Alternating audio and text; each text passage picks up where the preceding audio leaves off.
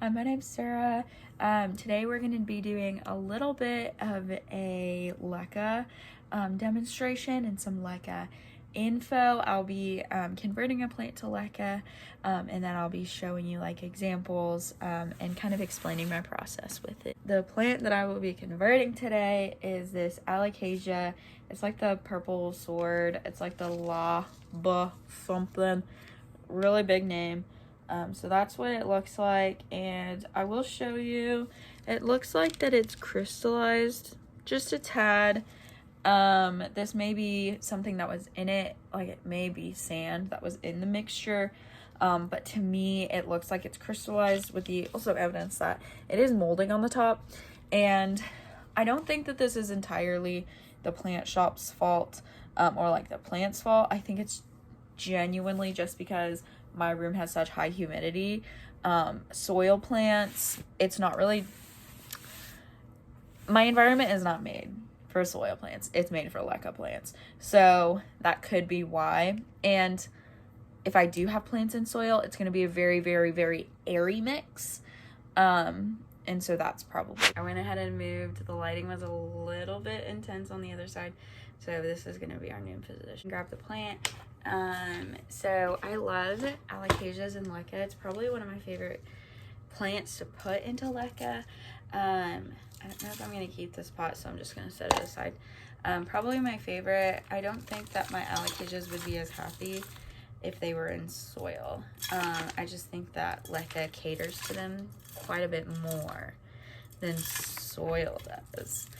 So what I'm going to do is I'm going to go ahead, and this might seem a little bit redundant, but I'm going to try to get as much soil off as possible, even though I'm probably going to end up cutting the roots off.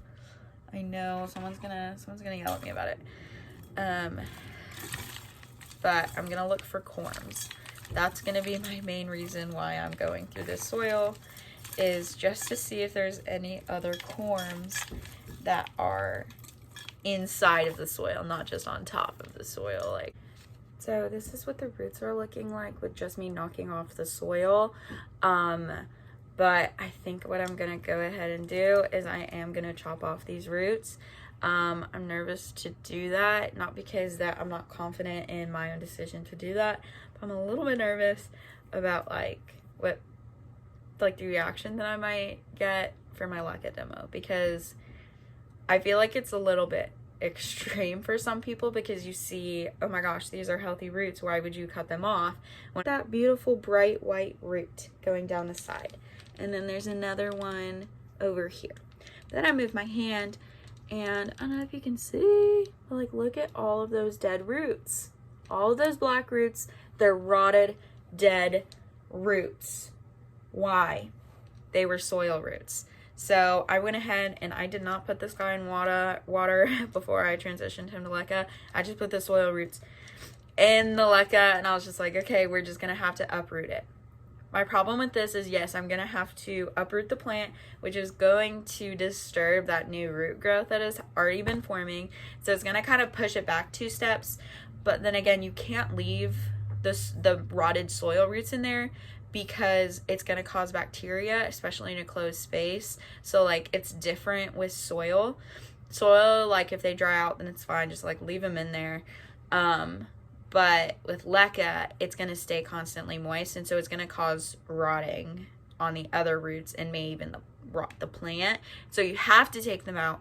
And so what I do to combat this is I just cut off all the roots before I put it in LECA, so that I can just like get it out of the way and I don't have to uproot it. And if I do, it's not going to disturb. I already cut off most of the roots. They are pretty healthy roots, but they are going to rot. Like, there's no but about it. They are going to rot in LECA, so it's not worth me leaving it on the plant. So I'm going to finish chopping off these roots, and then I'm going to rinse them just a tad.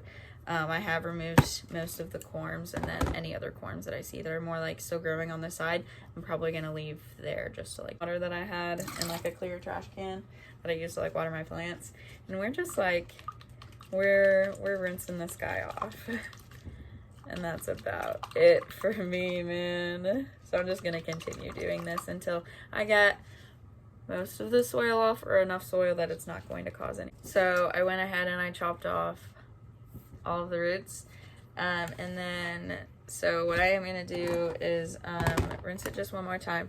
But I also found that I'm really glad that I decided to cut the roots off of this one, because there was literally like half of the stem was rotted. Like the core, like the bulb part, half of it was like rotted. So I'm really glad that I decided, which that happens. It's not going to cause too much damage if it were to stay in soil. But personally, I think it would cause a little bit of damage if it was going into LECA, personally. That's what I would think. So here's kind of the rundown. So when he is fully rooted, I'm going to go ahead and I'm going to put him in a pot about this size.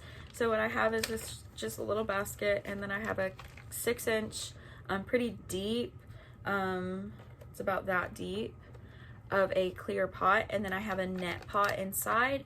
I can't pull it out right now, but it's a really, really good setup, and I would really like this when he's rooted. But since I did cut off all those roots, I am just going to put him in this little glass jar.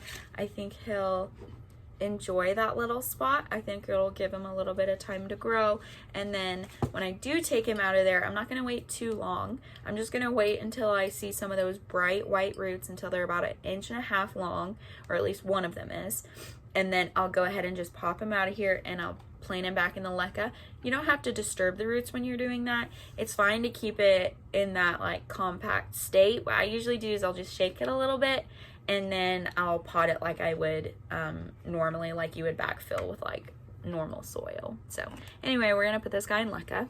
Fill the water to about right here, and I will here in a second. I have some extra nutrients water, and I am gonna go ahead and I'm gonna spray him down just a tad for spider mites, and I'm gonna put him in a pretty humid area. I'm going to keep him a little bit more segregated. It is an alocasia, so I'm going to definitely keep an eye out for spider mites, even if I do treat for it, just because they're spider mite magnets. So if they're near a plant that even just has like one spider mite on it, they're going to get it. So just keep close watch of new alocasias that you bring into your space, and then I'll probably work it in some way into my cabinet at some point, because I love having all my alocasias in one cabinet. It's like, it really satisfies my like organization needs. But I think that's gonna be about it. I'm probably going to go ahead and uproot this guy so that I can take out those rotted roots. They're not gonna do any good for it. But yeah, because it stays constantly moist, it would cause rot of even the good roots. So if you have any LECA questions, let me know. If I can do any videos that you would want, let me know that too. I'm still pretty new to like filming videos, so I'm not like that comfortable doing it quite yet, and my editing probably isn't going to be the best, but I'm trying my best. So let me know any suggestions. And I'm officially graduated from college, so I'm gonna be home with my plants whenever I have extra time, and so I'm really, really excited. I am gonna show you what it looks like.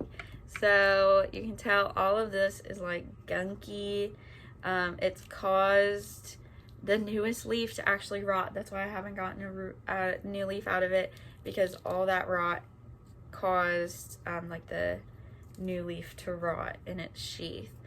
So I'm gonna remove as much of that debris as I can, and then all I have to do, super easy, is you just gotta kind of run your fingers through it and remove it all. This is why it's so disturbing to the roots versus like, oh, I removed as much rot as I can. Yes, I know he's a little bit bald, but it was rotting, and so I had to remove quite a bit of it. I know that some of it is a protective sheath, but it was rotting, so I had to remove it. I'm gonna end up having to clean this LECA, so I'm gonna go ahead and switch it into so I guess I'll just walk you through my process once again with this guy. I don't have a little cup to pour it in, but I'm probably gonna put about half again with this guy. If he needs that extra room, I can either up pot him, or I can end up putting him down just a little bit, or yeah, like down a little bit lower, if he needs any extra room to grow. But it is a pretty thick plant, so I want to make sure that I'm still putting it pretty low down, even though there's not much roots for it. just to make sure that it is like completely stable. Okay, here's that dragon tooth. He looks awesome. You can see that he does have some of those right roots, so I'm gonna keep an eye out for those as he grows and make sure that they're growing in the right direction and that they're of premium health, or else we might have to put him in maybe like a net pot.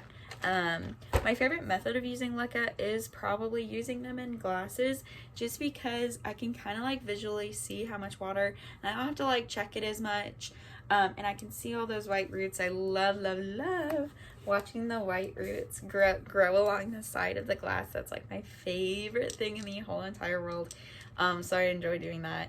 And then also I find it's just a little bit easier to keep up with the watering, because it kind of retains a little bit more moisture, because it sounds bad when I say it, but it just doesn't have as much access to oxygen. It still has oxygen because you can see the air pockets, as long as you're not filling it up too high.